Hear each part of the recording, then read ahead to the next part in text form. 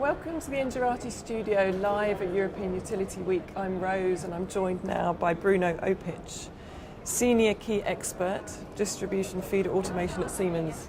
Thank you for joining us, Bruno. Thank you very much for the invitation. We're keen to talk today about the challenges that distribution system operators in Europe particularly are facing. From a Siemens perspective, what are you seeing in the market at the moment?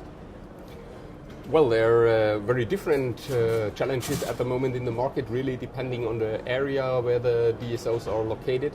I would say for Europe, a common problem is to handle outages, and as well with the renewable integration and these decentralized energy sources, all the utilities have problems to update, upgrade their grids. So these are the two main challenges I see at the moment for the European utilities. So you've been doing quite a lot of work on the ground in Europe. We were talking, just before the interview a bit about Netzer Bardon, Württemberg. Yeah. Can you tell us a little bit about that, kind of what the issue was, what the approach was, and the kind of outcome? Well, in Baden-Württemberg we have a lot of renewable integration, mainly wind power, and due to the geographical landscape, we have the problem that on the ridges there are all these renewables, so they are infeeding, and in the valleys there are the small towns and cities with the industrial areas. So it's a spread in the grid. On one hand you have a very high production, on the other side there is the load, so you have to send the energy across the whole grid. And Netze BW was thinking about upgrading the grid, which means to have a new overhead line in this area. It's a rural area, and it costs a fortune. And we have three different solutions as Siemens. One is a centralized solution taking care of the whole country, which is too big for that scenario. And we have a so-called semi-decentralized solution, which is fitting perfectly to this purpose. And we have what we would call a high-speed solution, which solves outages in 300 milliseconds. So this is especially for industrial areas, sole industrial areas, that the industry is not suffering on outages, so they have no loss in production. It was also not fitting to that scenario, but the semi-decentralized solution with a regional controller, measuring and taking care of the production, as well taking care on the load balancing, this was the right solution. And it's a larger area we have to monitor. So it was 85 substations we have had first into consideration. But economical-wise, we turned out with 8 substations to be equipped with monitoring devices and fully automated. So the first effect with this automation was we came down from typically 2-3 hours for an outage to be solved to minutes, and it means approximately, let's say, between 5 and 10 minutes. And for the load, for the voltage, keeping the voltage band. With also just these 9 substations out of 84 substations, we could solve the whole problem, balancing the load on the cities in the valleys, and as well on the ridges, controlling the infeed. So, it was a clever solution, and let's say we can't go to the precise figures, but it's just a third of the invest, despite the invest for upgrade of the grid. So I think it's a clever solution, isn't it? Does that represent a good example of other needs within Germany, or of DSOs? Oh yes, and it's not the only project, but it's a very prominent one. And it's really one of the best to show very clearly where the advantages are. And Netze Baden-Württemberg was also doing a very plain calculation, so that's why we are so clear with our statements what is the saving potential of such an intelligent solution. We were talking also about Romania. You've been doing some work there. I mean, is the use case quite different there? Sorry, well, the self-healing was their main concern. Outages, I was mentioning Netze BW with 2 hours searching for the fault and clearing the fault. In Romania it was much longer. They told us they really have had a need of, let's say, 3-4 hours, 5 hours sometimes to identify the faulty section, and then they could start the clearance.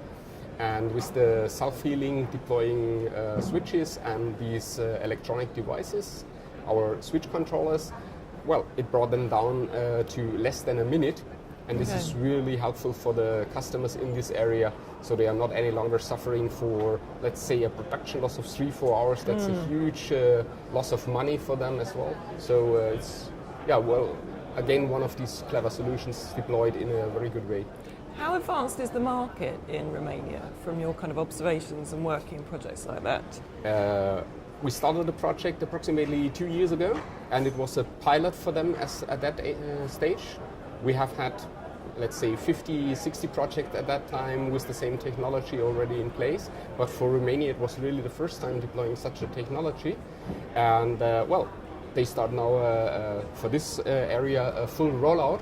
So every of the valleys and also of these overhead lines will be equipped with reclosers and with smart switch controllers. Ciprotec SC80 is the name of it. Well, and it's really a rollout now. So when we talk about self-healing grid, is it still a concept or is it becoming a reality? It's a reality, and it's getting more and more popular.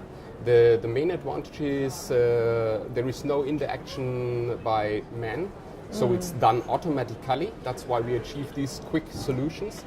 And spreading from US market to the European market, there is a kind of penalty starting behind the outages. So you have to cover the outages, the losses, of the industry as a utility in some areas, or there is really a penalty by the regulator. Okay. And this is also forcing to search for a proper solution.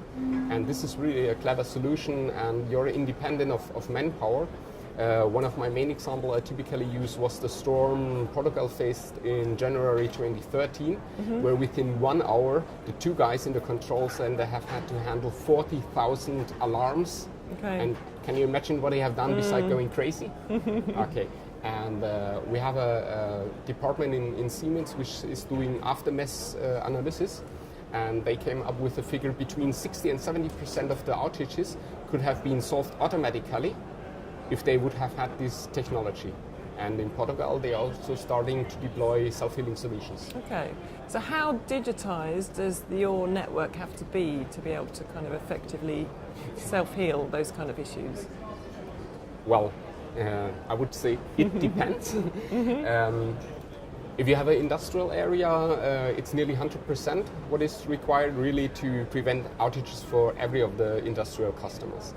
But in a typical rural area, or if you have a look to a countrywide system,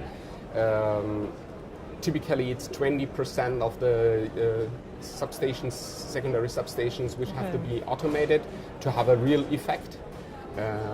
As in Netze Bardon, 84 substations, 9 we have really had a need to equip them.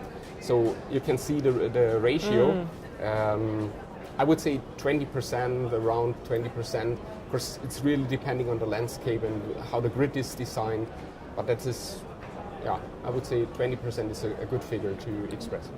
And I mean, within Europe, how many DSOs are digitized now? Are they kind of all kind of riding that wave, or are there still some people need to get on it? Well, I would say since a while, secondary substations are equipped with remote terminal units, which is a kind of automation. So at least they get information out of the substations. They can control them manually from a control center. So it was started that way. Really, with these intelligent solutions, there are, I would say, let's say 20-40%, 30-40% out of the countries are really looking into the details of these smart solutions, of these intelligent solutions, with self-healing, with volt-var control and these things. So potentially Eastern Europe is a growing market for this kind of solution? Yeah, there is a lot of things to do, and again, it depends. the Eastern European utilities are having more overhead lines, which are more likely to outages than Denmark is, for example, or Belgium is 90% cable, underground cable, Yeah. so a storm wouldn't affect them that much. And Eastern Europe is a potential market, but still also in Norway, for example, there are a lot of overhead lines affected with storms last year. So it's not only the Eastern European market. Okay, thank you, Bruno. That's actually all we've got time for.